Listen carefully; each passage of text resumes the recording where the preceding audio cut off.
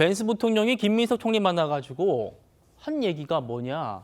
사실은 쿠팡 얘기 그리고 소년보 목사 얘기였는데 신 위원님 실제로 미국이 2주 전에요.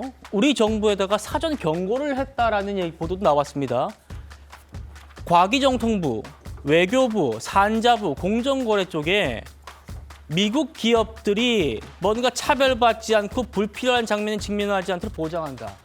이 미국 기업이 쿠팡이 법적으로 미국 기업이니까. 이렇게 보십니까? 그 가능성 충분히 있다고 봅니다.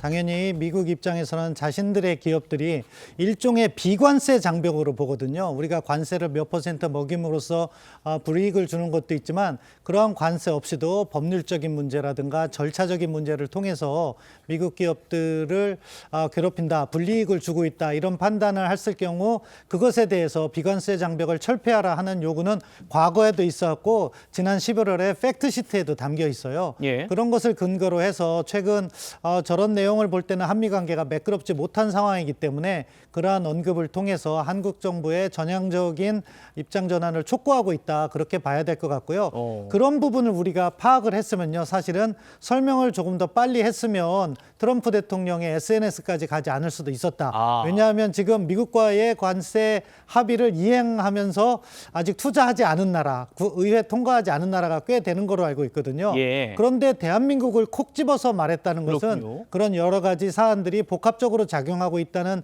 문제의식을 가져야 되는 것이고 그것의 해법으로서 조기에 설명을 하고 그런 의미에서 김정관 통상부 장관이 빨리 가서 설명을 하는 건 바람직하지만 우리 정부의 로드맵을 보여줄 필요가 있다고 생각합니다. 그렇군요. 일본 같은 경우에도 지금 입법이 완료되지 않은 상황이고 우리만 그런 게 아니라는 겁니다. 자 교수님. 예. 지금 신 의원님께서 좀 중요한 부분 짚어주신 것 같습니다.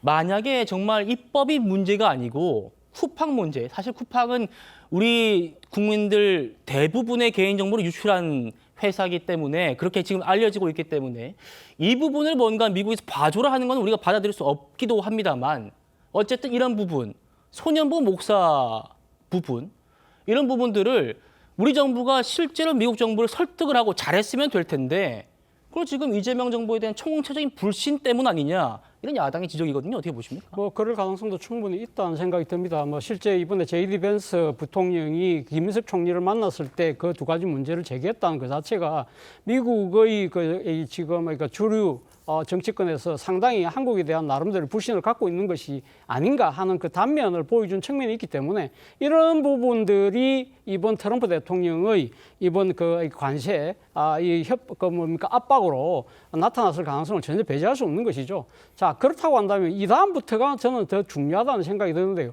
앞서 여러분들이 말씀하셨습니다만 지금 일단 이 표면적으로는 한국의 입법이 지금 안 되고 있는 부분을 문제를 삼았기 때문에 그것이 지금 특별법이든 그러니까 비준이든 어떤 식으로든 빨리 여야가 머리를 맞대고 저는 상당히 이 부분을 빨리 통과시키기 위해서 저는 노력할 필요가 있다는 생각이 먼저 들고요. 예. 그리고 또 하나는 사실은 트럼프 대통령은 우리가 이런 속된 표현, 이런 표현 쓰잖아요. 럭비공과 같다. 어디로 튈지 모른다 할 정도로 상당히 관세를 자신의 여러 가지 국내외 여러 가지 자신의 정치적인 목표를 관철시키기 위한 수단으로 많이 작동을 하고 있는 것이고요. 그리고 실제 이번 이렇게 SNS에 올리긴 했습니다만 일종의 간보에 개절을 한다든지 그런 행정적인 절차는 보여지고 있지 않거든요. 우리가 지난주에 어떤 일이 가장 국제적으로 관심이 많았습니까? 바로 그린란드에 대해서 그렇죠. 첫 번째 10% 관세를 부과하고 그리고 더 나아가서 6월 달에는 그러니까 25%까지 올리겠다는 식으로 이야기를 했기 때문에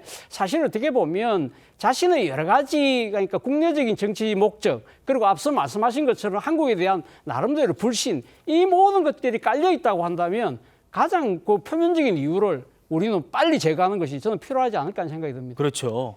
만약 정말 입법 이거는 표면적인 이유일 뿐이고 이재명 정부를 향한 전반적인 불신 때문이라면 빨리 우려를 불식하도록 해야겠죠. 우리 정부가. 알겠습니다. 다음이요. 신 의원님. 그런데 미국 대통령이 관세를 올리겠다. 정말 메가톤급 뉴스 아닙니까? 그런데 우리 증시가요. 직격탄 맞을 것 같더니 평온해 보이기까지 해요. 오늘 코스피 최고치 경신했고요. 이런 시장의 심리는 어떻게 봐야 됩니까? 화면에도 잠깐 나온 것 같은데요. 그 타코라고 하잖아요. 타코. 트럼프 always chicken out. 닭처럼 겁먹고 물러선다 그러는데 최종적인 상황에서는 양보를 할 것이다 하는 기대감이 있는 것 같아요. 블러핑일 왜 것이다, 그러냐? 이렇게 보는 겁니까? 왜 그러냐면 사실은 미국이 한국을 제재하면 투자를 또 못 받잖아요. 근데 말씀드린 것처럼 트럼프 대통령은 외국의 투자를 받아서 미국 경제를 살려야지 국내 정치적으로 11월 중간 선거를 준비할 수 있거든요. 그러니까 사실 칼날은 양쪽을 다 갖고 있는 거예요. 대한민국도 미국을 괴롭힐 수 있는 칼이 있는 거고 미국도 대한민국을 압박할 수 있습니다. 다만 우리가 대미 투자를 계속해서 해나가고 합의를 하는 것은 미국이라는 광대한 시장이 있기 때문에 거기에서 우리가 계속해서 수출을 통해서 국가 경제를 활성화해야 되는 과제가 있기 때문에 이 문제를 풀어야 되는 것이고 예. 그래서 이 부분에 있어서 윈윈을 우리가 지향해야 된다. 그렇기 때문에 트럼프 대통령이 구체적으로 날짜를 못 받고 나온다면 만약에 오늘 밤이라고도요. 그렇게 해서 날짜를 못 받고 나온다면 우리 경제에 미칠 수 있는 충격은 크다.